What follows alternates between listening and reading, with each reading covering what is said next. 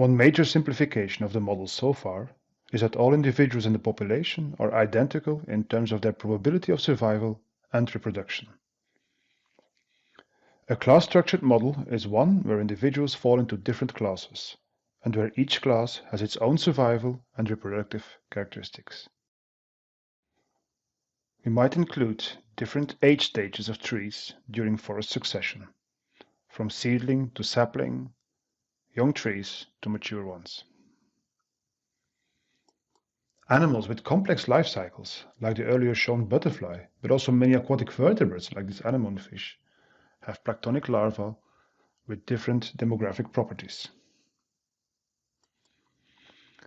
Or long-living animals like these elephants, where certain mature individuals are not reproducing but contributing to the population.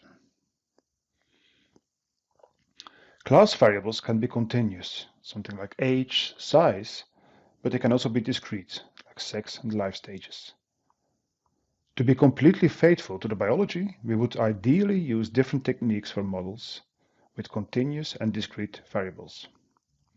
Nevertheless, we stick to typical class-structured models here because they provide an adequate representation of continuous models as long as they are broken into sufficiently large number of classes. They are easy to reconstruct, analyze, and interpret. You can read more on approaches based on continuous variables in these methods papers on integral projection models. Nevertheless, we stick to typical class-structured models here because they provide an adequate representation of continuous models, as said earlier. Matrix algebra forms the basis of such state-structured models. Let's start with a simple example, a discrete time recursion for a model depicting dynamics of juveniles and adults can be written as follows. A column vector collecting the population numbers of J and A, so juveniles and adults, at time t plus 1. This is a function of the transition probabilities organized in the matrix A and multiplied with the abundances at time t. The transition matrix contains fecundity and survival probabilities of juveniles and adults. Or if you prefer to see the worked out equation, Jt plus 1 is a function of the number of Jt contributing to the new generation, which is here 0, as none of them stay juvenile. They either become adult or they die. But also the number of newborns from the adult stage, b. The number of adults at time t plus 1 is then the number of juveniles maturing or making a transition, pj, and the proportion of adults staying adult over the considered temporal window t. We refer to the matrix as a transition or projection matrix. The parameters b, pj, and pa are the vital statistics.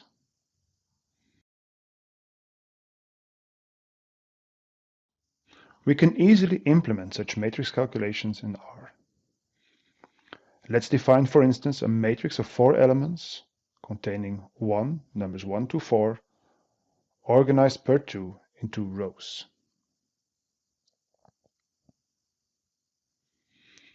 We can also fill the matrix with, for instance, numbers 10, 20, 30, 40, again by rows of 2.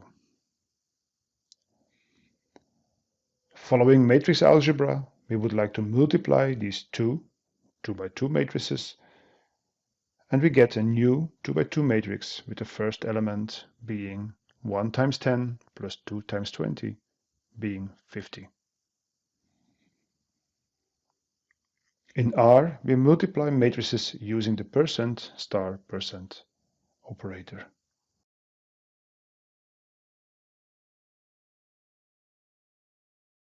Now, how does this look for our two-stage structured model? First, we create a population projection matrix, consisting of 2 stages, juveniles and adults.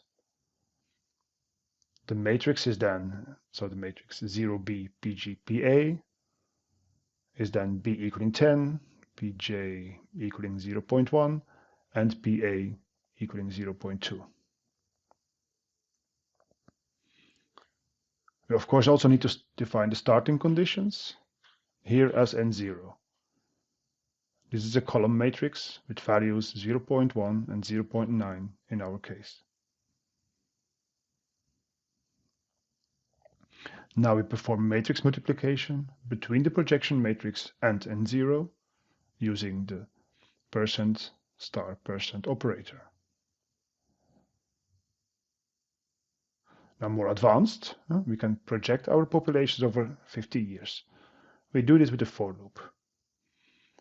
We do this with a for loop rather than using something like sapply because each year depends on the previous year.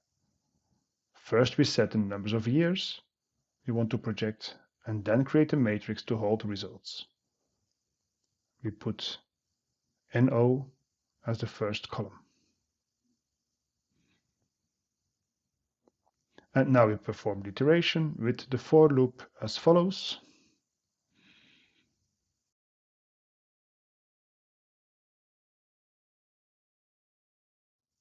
Last, we graph the results for each stage. To graph a matrix, R is expecting that the data will be in columns, not rows.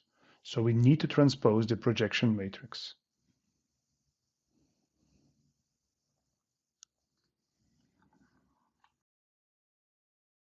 Now let's sum all the stages by applying the sum function to each column. We will use the apply function. If you want more information, you can always type $apply. So in totals, we apply n projections by 2 and the sum, and we make a plot.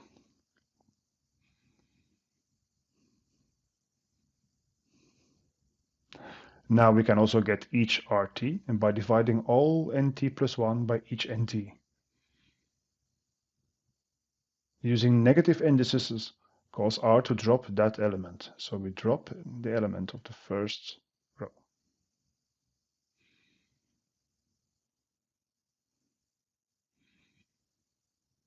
We have one fewer RS than we do have years, so let's plot each R in each year T rather than each year T plus 1.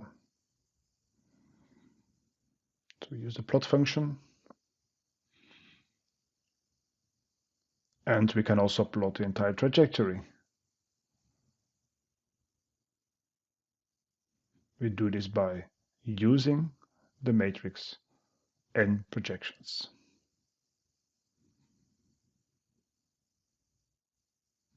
So we plot two columns from the n projections matrix, the first and the second column corresponding with the number of juveniles and adults in our simulations.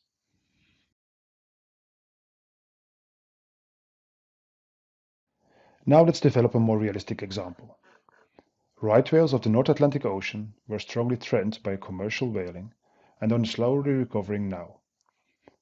Individuals are long-living, survival probability and reproductive output changes significantly over a female's lifespan. So let's neglect males, as we assume they are not limited and hence not important for the population demography. We consider 4 stages here. Calves,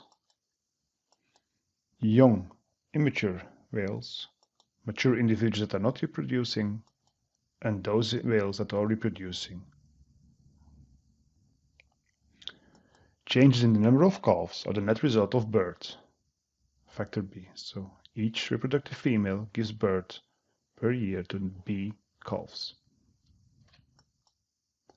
Calves also mature and they grow. They grow according to a certain rate SIC. So this is the probability of moving from the calf to the immature stage. Conversely, this means that 1 minus SIC is reflecting the natural deaths of the calves in the population. Immature whales mature according to a certain probability SMI. They can stay immature for several years or several time frames according to probability SII, and they may also make a transition towards reproductive female according to probability SRI. Conversely, the death rates of immature whales is 1 minus SIC minus SII minus SIR. As for the immature whales, mature whales can stay mature over several time periods according to probability SMM. They can equally become reproductive according to probability SRM, and this gives again the death probabilities of mature whales being 1 minus SMM minus SRM. Finally, for reproductive whales can become or can stay reproductive according to certain probability SRR. They can make a transition back towards becoming mature, and the death rate would be 1 minus SMR minus SRR. So in synthesis, calls are produced by reproductive active females only with fecundity B. The number of immature females in the next year will be in the number of calves this year that mature by next year, so with probability SIC, plus the number of immature females this year that survive 1 year and remain immature, so with a probability SII. The number of mature but non-reproductive females in the next year will then be as follows. And the number of reproductive females in the next year will be like this.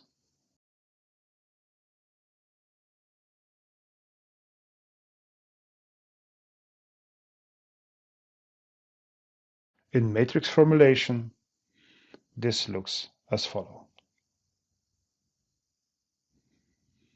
We now can explore the model by simulations, and we start with a stage distribution of 3 juveniles, 1 immature, 1 mature female, and 5 reproducing females. Develop this simulation algorithm and calculate annual growth rates. We used the data from Fujiwara and Caswell and test assumptions on birth rate and death rates. We assume B being 0.3 and mu being 0.12. You will see over the following 100 years that the population is only steadily growing, especially for the fraction of non-reproducing females, and the calculated growth rate is apparently just above 1. The age structure is stable, as you can see, with the population mainly consisting of non-reproductive adults. They take about 60% of the entire population. Less than 5% of the population consists of juveniles.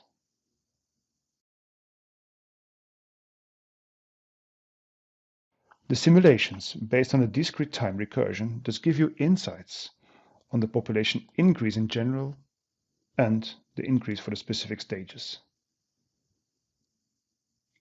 It allows you to study the proportion of different stages in the population and whether and when they reach a stable state.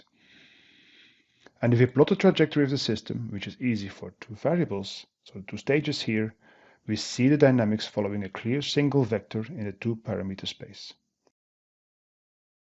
From the single vector, its slope shows us the stable proportion of the adults and juveniles in the population. So approximately a 10:1 ratio, as an increase of a single adult in the population is accompanied by an increase of approximately 10 juveniles. This matches the stage abundance in the graph on top of this one. Or more generally, we can deduce the trajectory of the system to approach an eigenvector, at which the relative proportion of the system remains stable. The speed of the trajectory, so how fast population is moving along this vector, will be characterized by its eigenvalue. So, the phase plane shows that the system in the beginning is moving in all directions, that it eventually settles in a direction parallel to the eigenvector associated with the leading eigenvalue. In fact, this corresponds to the conditions at the equilibrium when both Ag are 0, 0. So this requires, as we have seen earlier, that at least one of the eigenvalues is larger than 1.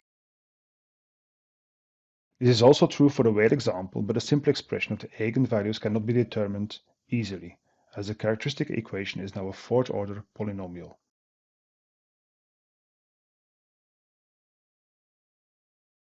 So, the simulations demonstrated that a thorough analysis of the projection matrix A will reveal insights into the long-term dynamics of the class-structured model. Here we will demonstrate the use of Eigen analysis in R to estimate the finite rate of increase, stable state structure, reproductive value, and sensitivities and elasticities. So, the stable class distribution describes the long-term proportion of individuals in each class. These proportions are given by the eigenvectors.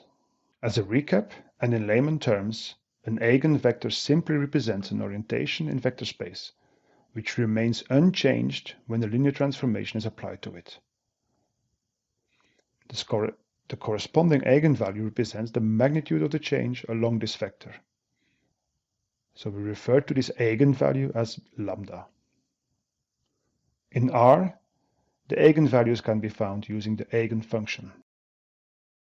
As can be expected from our analysis of the two figures of the two-stage model, the first or dominant eigenvalue reflects the long-term asymptotic finite rate of increase. These can be retrieved from the values. Its corresponding eigenvector provides the stable age distribution. We can therefore use eigenanalysis to get reproductive values of each stage out of the projection matrix A. To be a little bit more specific, the eigenvectors omega we describe below are the right or the column eigenvectors. They are so called because we solve them with omega on the right side of the projection matrix A. We retrieve these eigenvectors using the vector statement.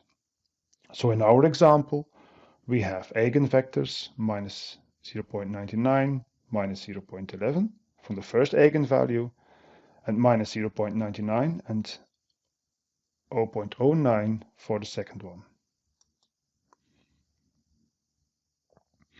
The dominant eigenvalue, or lambda 1 of any matrix, is the eigenvalue with the largest absolute value, and it is frequently a complex number. With projection matrices, lambda 1 will always be positive and real, so when you compare this value with the simulated rate of growth, you will see that this is indeed matching our earlier interpretation of the derived growth rate. We will need to ask R which one of the eigenvalues is a dominant one. We do this by using the which_max statement. This gives us the index of the largest eigenvalue in our entire list of retrieved eigenvalues.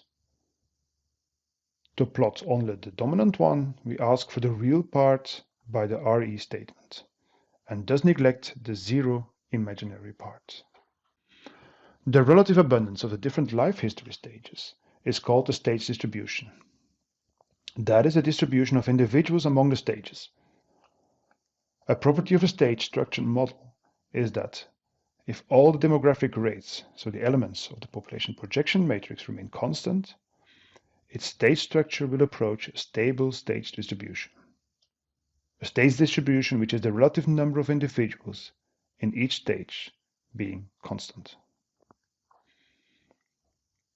Note that a population can grow so that the absolute number of individuals increases, but the relative abundances of the stages remain constant. This is what we refer to as the stable stage distribution. If the population is not actually growing, so lambda equaling 1, and demographic parameters remain constant, then the population is stationary and will achieve a stationary stage distribution where neither absolute or relative abundances will change. Now, how do we find the stable stage distribution? It turns out that omega 1, which is the corresponding eigenvector of lambda 1, provides the necessary information. We scale the eigenvector omega 1 by the sum of its elements because we are interested in a distribution where all the stages should sum to 1. Therefore, the stable stage distribution is given by the contribution of each element of the eigenvalues omega divided by the sum of all S elements, with S the number of stages. So in R, we extract the eigenvectors again, keep the real part, and divide it by its sum to get a stable distribution.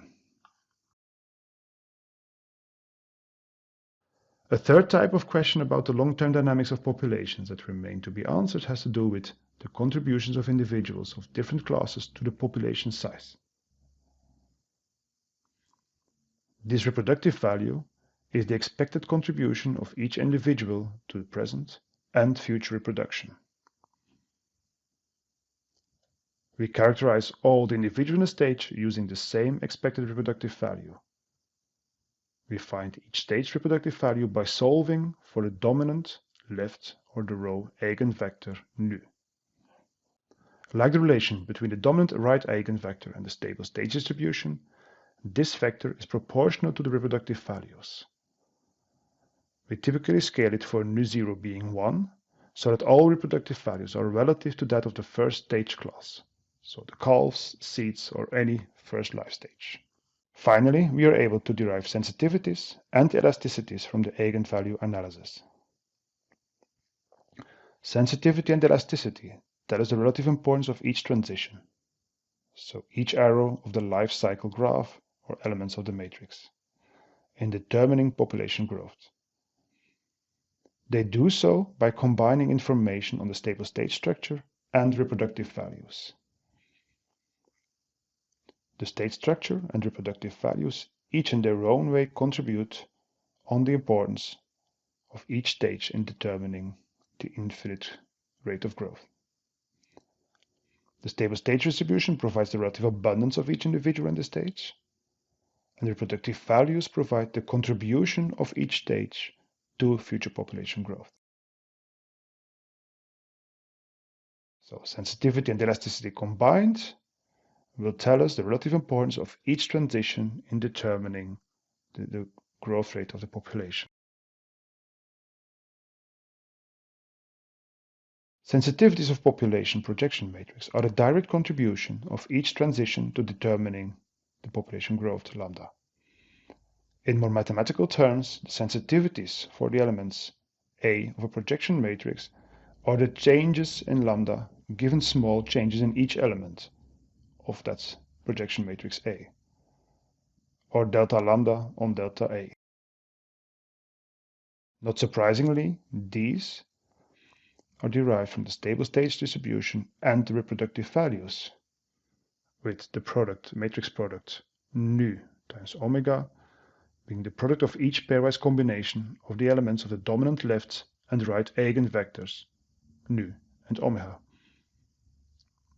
The dot product, so nu times omega again, is the sum of the pairwise products of each vector element. This gives you a 1 by 1 matrix, so a single value.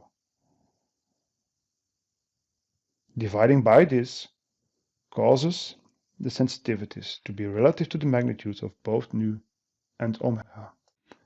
In practice, we calculate the numerator by the matrix multiplication of the two eigenvectors nu and omega, and we sum them by multiplying the transposed vector nu with omega. As R is not able to divide a matrix by a matrix, we convert to a simple scalar by the as numeric statement. We see for our two-stage example, which remember the projection matrix organized like this, that juvenile survival is the most important transition determining the growth rate of the system. Sensitivities are large when reproductive value and or the stable age distribution are high, and this makes sense biologically because these factors contribute a lot to the growth rate lambda. We may, however, be interested in how a proportional change in a transition element influences lambda, for instance how a 10% increase in seed production or a 25% decline in juvenile survival influences lambda. We therefore quantify elasticities. So these are nothing more than sensitivities weighted by the transition probabilities. We thus need to adjust sensitivities to account for the relative magnitudes of the transition elements A divided by lambda, and this provides then the elasticities.